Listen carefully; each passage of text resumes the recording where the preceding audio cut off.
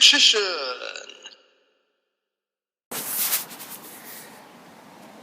Okay. Hey YouTube, Richician84 here, and welcome to Q&A number 83. And for the first time in the history of this series, I'm doing it outside. Currently out in a park, just waiting for Emma to come home, because we've got plans for most of the week, including an engagement shoot. So I thought I'd do the Q&A while I'm waiting. There's not too many questions, so this shouldn't take long. So first of all, I've got 3 questions from Matt and Alison Welch. 1. What is your favourite duel from YuGiOh 5Ds? I think without a doubt that would be the final duel of the series between Yusei and Jack.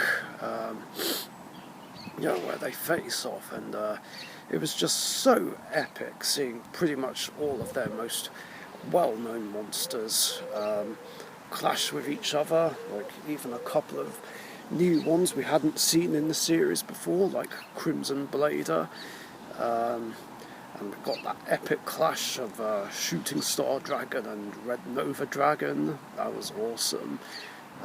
Followed by a final clash between Junk Warrior and Red Dragon Archfiend. That was just awesome. It was worth the wait. It was one of those duels where there was just so much build up to it,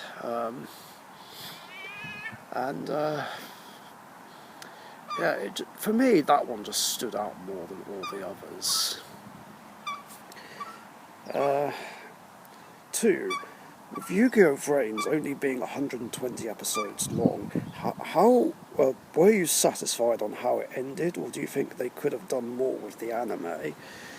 Well, it was surprising that there were only 120, and it ended 6 months earlier than a standard series of YuGiOh would, lasting only 2.5 years roundabout. It was certainly different, that's for sure. I think it was good enough for what it was. I'm not quite sure what more they could have done. Of course, I will admit it was quite surprising that Revolver gave Yusaku Borreload Furious Dragon as one of his cards, which was kind of odd, considering that Yusaku needed to play specific cards to turn his monsters into dark dragons. The fusion materials listed on it. On one hand, it would have made more sense for him to give him Borreload Dragon, like his ace monster, but on the other hand, again, it's Revolver's ace monster, so I don't know how I'd feel about that, just Revolver being left without it. So in the long run, Borreload Furious Dragon did make more sense, because it could get rid of Judgment Arrows. But yeah, I'm happy with the way it turned out, despite it ending on a somewhat darkish note. I would have liked a bit more follow-up to it, knowing exactly what happened to I, where the hell he was and how he sort of came back, and I'm hoping that someday, some way, somehow, there'll be a follow-up and more of an explanation regarding how this happened and what could happen next. Maybe it could happen in a Brains movie of some kind. Oh, great, now it's drizzling. I better wrap this up quick. 3. Very good movie you did a few days ago. Thank you. How did it feel playing Dragoon? I think you'll find that was my evil robot clone that played Dragoon. Oh god, see, even when he's gone, I'm already being framed. It did feel kind of dirty, not gonna lie. But I figured because of the plot, it would make more sense. It would just make sense to do that.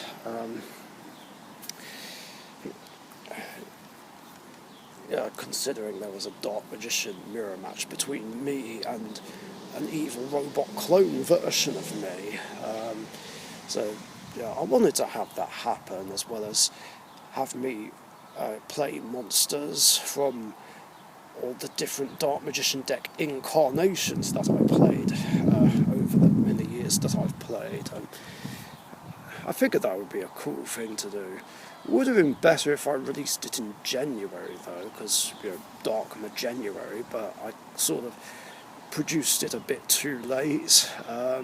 So I figured it would make more sense to make it a subscriber celebration video. Yeah, it still felt kind of dirty using Dragoon in the movie, but it's fine because it's a somewhat scripted duel, so it's okay. And this is as close as everyone's gonna get to seeing me actually play Dragoon, because despite this movie happening, I still won't play Dragoon in my Dark Magician and Red Eyes decks. Fuck that shit.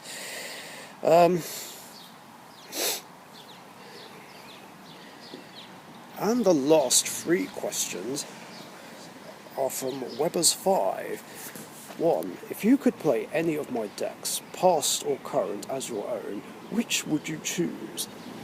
Well, I would pick Dark Magician, because, favourite deck, but that would be a bit too obvious and too easy, and it might not sound very interesting to some people.